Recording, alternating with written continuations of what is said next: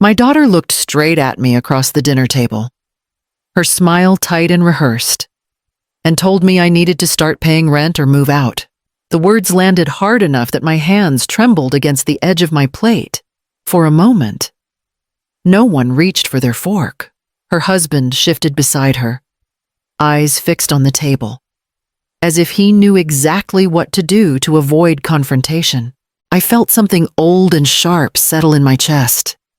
The warning that I was no longer being spoken to as a mother, but as a problem to be solved. The story you are about to hear is a work of fiction created by the Her Chains channel team, based on real-life situations to convey lessons about family, emotions, and human values. All characters and events are illustrative. My name is Elowyn Hartwell, 66. The invitation had come 3 days earlier, cheerful and overly polite. My daughter had insisted on cooking, told me she wanted us all together, that it would be nice. I noticed she did not ask what night worked for me. She chose it, the way one schedules an appointment. I told myself not to read into it. I wanted to believe that family dinners could still be simple. But from the moment I stepped inside her house, I felt out of place. She directed me where to sit. Her husband poured the wine without asking. Small gestures, almost kind. Yet each one carried a quiet authority that did not belong to me anymore. I knew the ground beneath me had shifted. When the plates were set and the food went untouched, she finally spoke. Not gently, not privately. Her voice stayed calm, confident, as if she were stating a household rule that had always existed. I looked down at my hands, willing them to steady, and understood that this dinner was never an invitation. It was a test. My daughter waited until everyone had taken one bite. She folded her napkin once, placed it beside her plate, then looked directly at me. "We need to talk about living arrangements," she began, voice level, almost polite. "You're comfortable here, but it's time things change." Her husband kept his eyes down, chewing slowly, like he didn't want to be seen, but also didn't want to interrupt. She continued, "You're not working anymore, and the house has expenses. Starting next month, you'll need to contribute rent, utilities, groceries, or find another place." The word rent echoed in my ears. My fingers tightened around the fork. I felt the faint tremor before I could stop it. The same way my hands shook in the cold when I was younger and pretended I wasn't afraid. "I raised you," I managed, keeping my voice even. "I don't understand why this is happening over dinner." Her smile didn't fade. If anything, it sharpened. "This is the most respectful way to handle it. Adults talk openly about money." Her husband cleared his throat. "We're not trying to be cruel. It's just practical." "Practical," I repeated softly. She nodded, satisfied. "We thought you'd appreciate honesty instead of being surprised later." I glanced around the table. No one reached for their food. No one defended me. The room felt smaller, as if the walls had edged closer without making a sound. I didn't realize I was a burden. I murmured. She leaned back in her chair. "That's not what I said. Don't make it emotional." But it already was. My hands shook openly now. I set the fork down so no one could pretend not to see it. I took a slow breath, steadying myself, and met her eyes. "Then let's be honest." I told her, "Let's review the house payments." Her smile stalled. Her husband's head lifted slightly, just enough for him to whisper, "What payments?" She didn't rush to fill the silence. She let it stretch, then rested her palms on the table as if she were grounding herself. "We're under a lot of pressure," she explained. "Groceries cost more, insurance went up, repairs don't wait just because people feel uncomfortable talking about money." Her husband finally looked up. "We've been covering things for a while," he added, careful and restrained. "It adds up." I watched their faces. Neither of them sounded angry. They sounded convinced. "You have a pension," my daughter continued. "You're stable. This isn't about pushing you out. It's about balance. Balance, I echoed. She nodded. I don't want you thinking you can just drift. I need you to stay responsible. The word responsible landed heavier than rent. It reframed everything, not cruelty, instruction. I worked part-time through college, she went on. I paid my own way. We're trying to raise our household the same way. No free rides. Her husband leaned in. More confident now, we aren't heartless. We just believe adults should contribute where they live. I looked at him, then back at her. And you think that includes me? She didn't hesitate. It should. Otherwise, resentment builds. I don't want that between us. It was almost impressive. The way she wrapped authority and concern, almost convincing. You're teaching responsibility, I murmured. Yes, she replied. Because nobody did that for you. That wasn't true, but it was close enough to hurt. I understood then that this wasn't about money. It was about control shaped like fairness. Boundaries disguised as lessons. She believed she was doing the right thing, even as she tightened the rules around a table I no longer belonged to. I folded my napkin, steadying my hands, and let her finish. I didn't raise my voice. I didn't push my chair back or demand an explanation. That version of me had existed once, long ago, and she had learned how little noise could change. Instead, I sat there, shoulders relaxed, hands folded, letting the moment pass through me the way others had before it.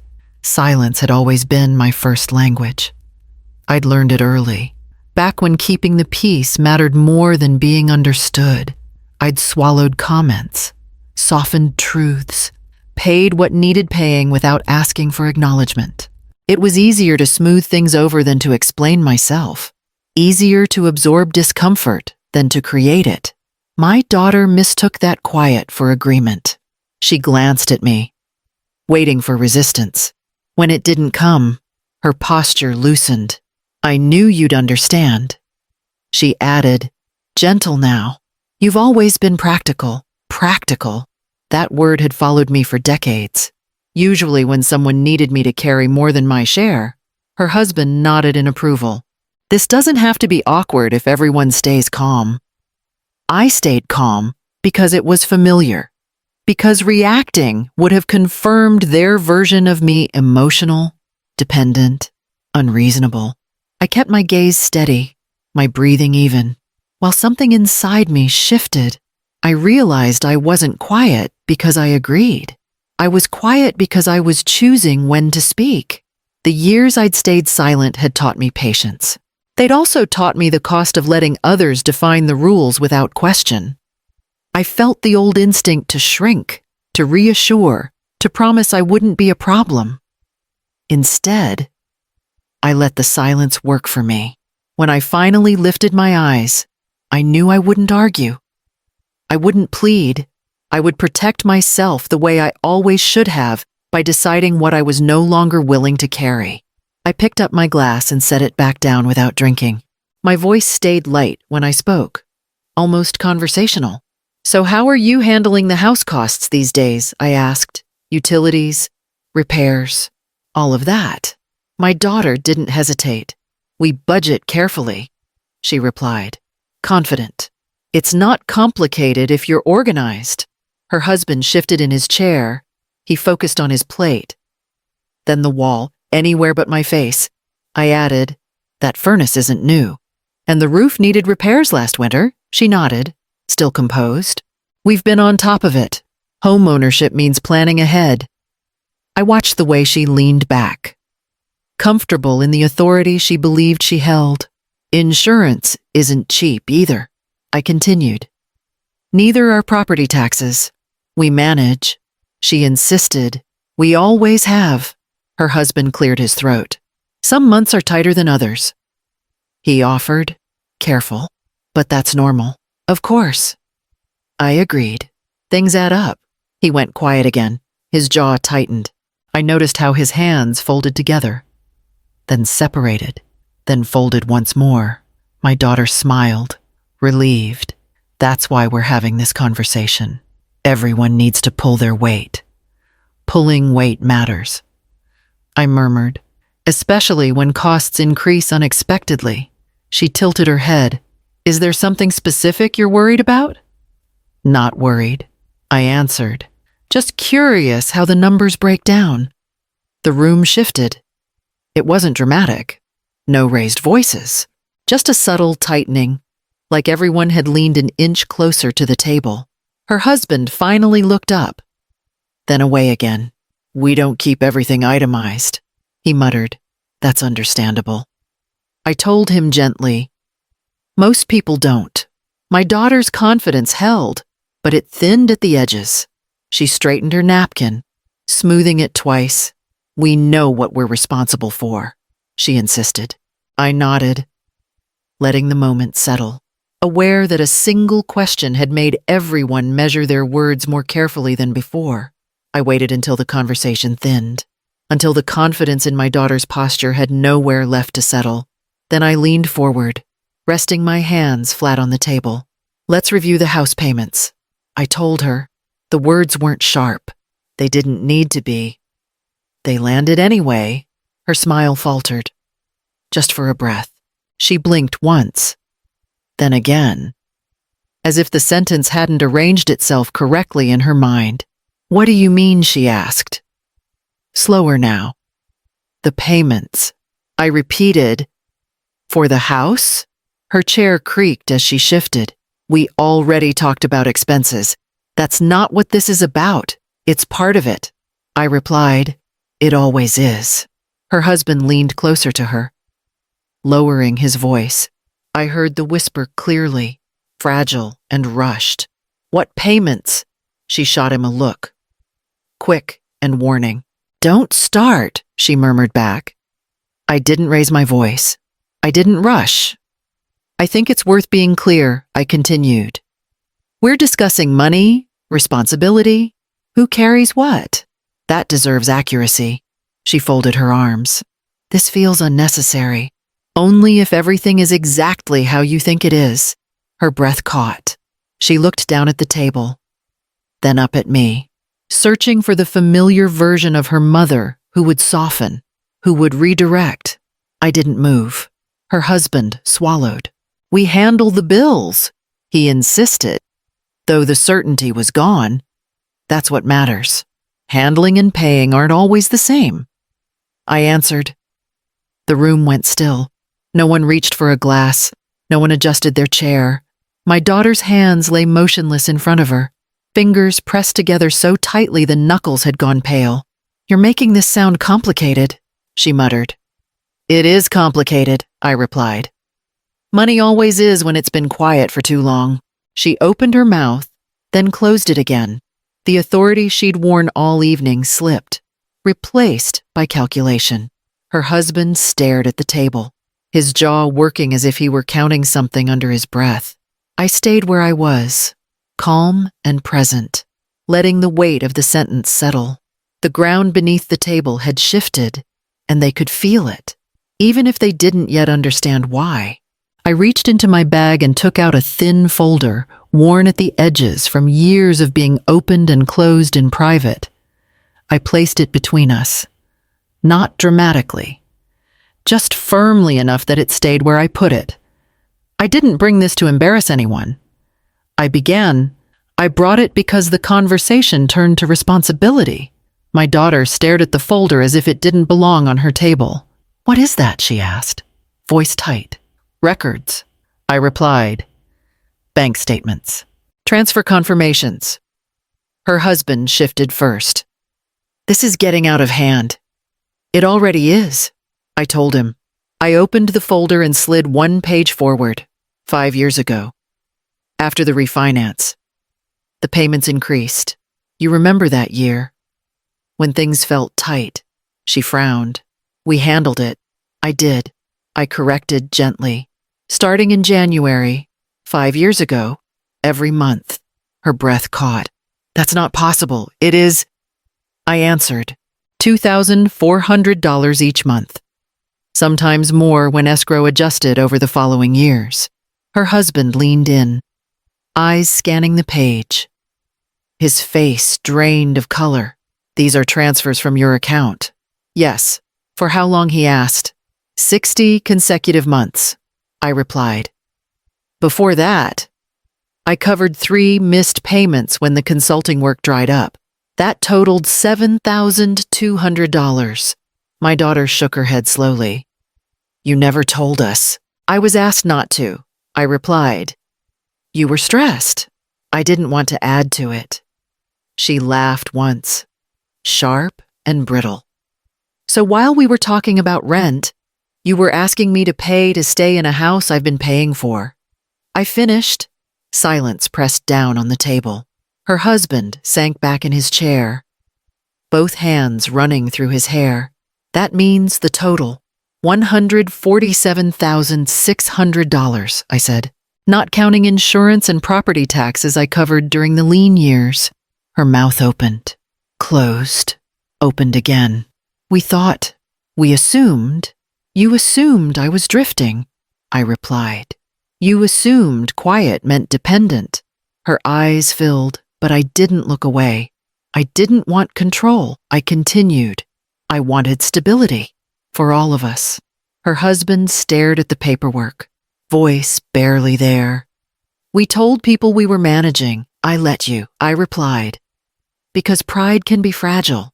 My daughter pushed her chair back an inch. The confidence she'd carried all evening had vanished, replaced by something unsteady and raw. "I accused you of freeloading," she whispered. I closed the folder. "You accused me of not contributing." Tonight, the numbers answered for me. No one spoke after that. They didn't need to. The truth had done its work. Chapter 8. After the truth. Landed. No one reached for the papers again. My daughter stared at the space in front of her plate, eyes unfocused, as if the table had shifted an inch out of place and she was trying to steady it with her gaze. Her husband leaned back, then forward, then back again, hands clasped so tightly his knuckles stayed white. "I didn't know," he murmured, not looking at me. "I believe you," I replied. "Knowing and benefiting aren't always the same thing." My daughter flinched at that. She opened her mouth, then pressed her lips together. Whatever apology she'd rehearsed never found its way out. Instead, she smoothed her napkin again, slower this time, like she was buying herself seconds she didn't have. "I should have checked," she muttered. "I should have asked." "Yes," I answered. Nothing more. The room filled with a heavy quiet, not the kind that invites comfort, but the kind that exposes everything people hope will stay hidden. I didn't rush to soften it. I didn't explain my reasons again or remind them of my intentions. I'd done that for years. Tonight, I let the truth stand on its own. Her husband cleared his throat. "So what happens now?" I met his eyes briefly, then looked back to my daughter. "We'll talk about that," I replied. "Not tonight." She nodded once, stiff and contained. "Okay." It wasn't agreement. It was acknowledgement. I gathered the folder and slid it back into my bag. No one tried to stop me. No one asked for reassurance. Their silence pressed in from every side, heavier than the accusation that had started the evening. I realized then that I didn't need them to understand me right away. I needed them to sit with what they'd done, without my voice cushioning the impact. I didn't raise my voice when I spoke again. I waited until they were both looking at me, until the tension had settled into something sharp and unavoidable. "I'm not here to argue," I told them. "I'm here to be clear." My daughter straightened in her chair, guarded now. About what? About money, about boundaries, about what changes after tonight. Her husband nodded slowly, as if bracing himself. "We're listening. I will continue covering the house payment for now." I continued, not because I have to, but because I choose stability over chaos.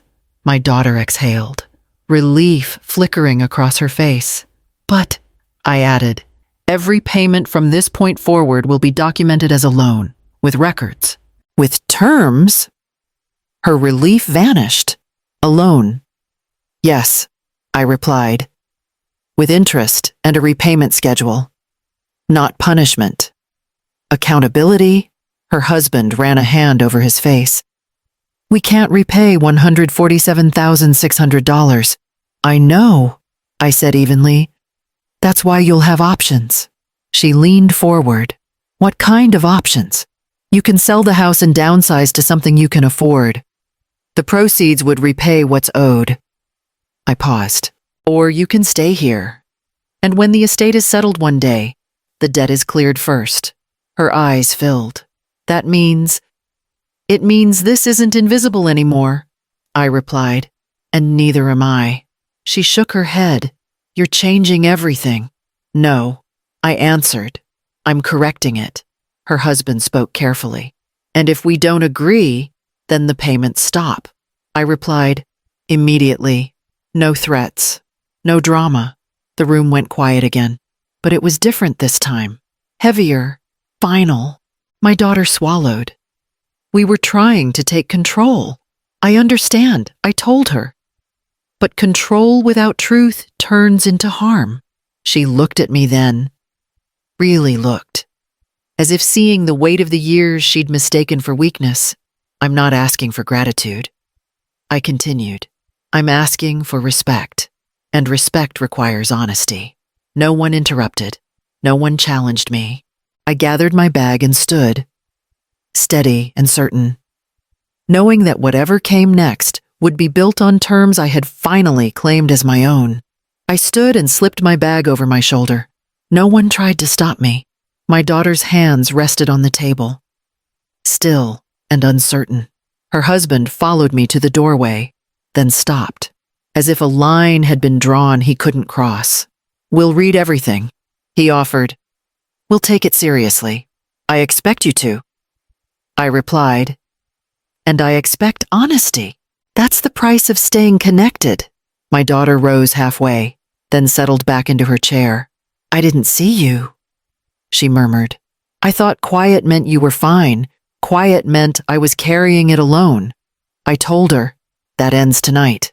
I stepped outside and paused, letting the weight lift. The air felt lighter because the truth had been spoken.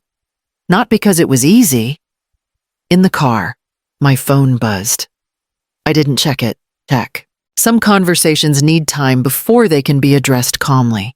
On the drive home, I thought about motherhood the way I'd practiced it for decades. I'd erased myself in small ways, believing sacrifice was proof of love. I learned the hard way that love without boundaries teaches the wrong lesson. It teaches people to take comfort from your silence and call it fairness. When I reached my kitchen, I set my bag down and poured a glass of water. I didn't feel victorious. I felt clear. Dignity doesn't arrive with applause. It arrives when you stop negotiating your worth. Here's the truth I carried out with me. Responsibility isn't something you threaten people into. It's something you model with honesty and consistency. Family doesn't mean absorbing harm to keep peace. It means choosing truth even when it changes the room. I'll send the documents next week. Whether they respond or not, I won't negotiate my worth anymore. If this story resonated with you, take a moment to like the video. Leave a comment with your thoughts. And subscribe to follow more stories about boundaries, family, and choosing yourself with grace. I turned off the light and let the quiet settle. Not the old quiet that asked me to disappear, but the new one that let me stand where I belonged.